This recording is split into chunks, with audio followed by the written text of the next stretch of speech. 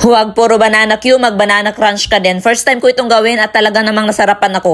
Para sa coating, maglagay lang tayo ng 1/4 cup all-purpose flour containing asin ube, condensed mga 1/4 can lang, 1/2 tablespoon baking powder at 1/4 cup water. Haluin lang at dahan-dahan lang sa paglagay ng tubig para makontrol natin yung ating mixture. Para lang tayong gumawa ng coating ng maruya. Pagka ganito na yung mixture ay okay na to. Ngayon naman ay ihanda na natin ang ating saging saba. Dito nga pala ay gagamit tayo ng 3 saging saba. Sakto na siguro to para sa ating coating. Babalatan lang natin itong mga saging at hatiin natin sa gitna. Nasa inyo na rin kung gusto nyo pang mas manipis pa, mga 3 or 4 na hiwa. Dito nga pala ay may sakit yung isang saging saba kaya naman pinalitan ko ito ng latundan. Mas maigi na rin to para matikman rin natin kung masarap din ba itong saging na ito para sa banana crunch. Ituloy lang natin ang paghiwa hanggang sa mahiwa ang lahat. Ito palang latundan ay hiwain lang din natin sa gitna para dalawa din siya. Pagkatapos nga nating hiwain ay tutusukin na natin ito ng banana stick. Pwede rin hindi nyo natusukin. Pero ako mas gusto kong tinutusok para may mahawakan ako kapag piniprito ko na ang mga ito. At natusok na nga natin lahat. Ngayon naman ay ididip natin ito sa ating coating para malagyan ito ng coat.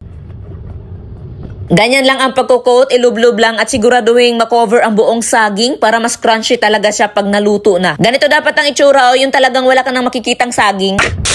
At pagkatapos nga natin ma-coat sa mixture, ay i-coat rin natin ito dito sa breadcrumbs.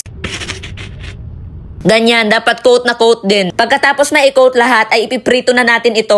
Meron pa pala tayong natirang mixture, no? Hindi natin siya naubos. Pwede pa itong magamit siguro sa mga 2 saging. At ngayon nga ay magpiprito na tayo. Sa pagpiprito naman ay dapat mahina lang yung apoy or katamtamang apoy lang para hindi agad masunog yung breadcrumbs tapos hilaw pa yung saging. Madali talagang masunog itong breadcrumbs kaya dapat hindi talaga din mainit yung mantika bago natin ilagay yung saging. At maganda rin sana kung naka-deep fry, yung lubog na lubog yung saging sa mantika kaso sa mahal ng mantika isang balot lang yung binili ko. Charot.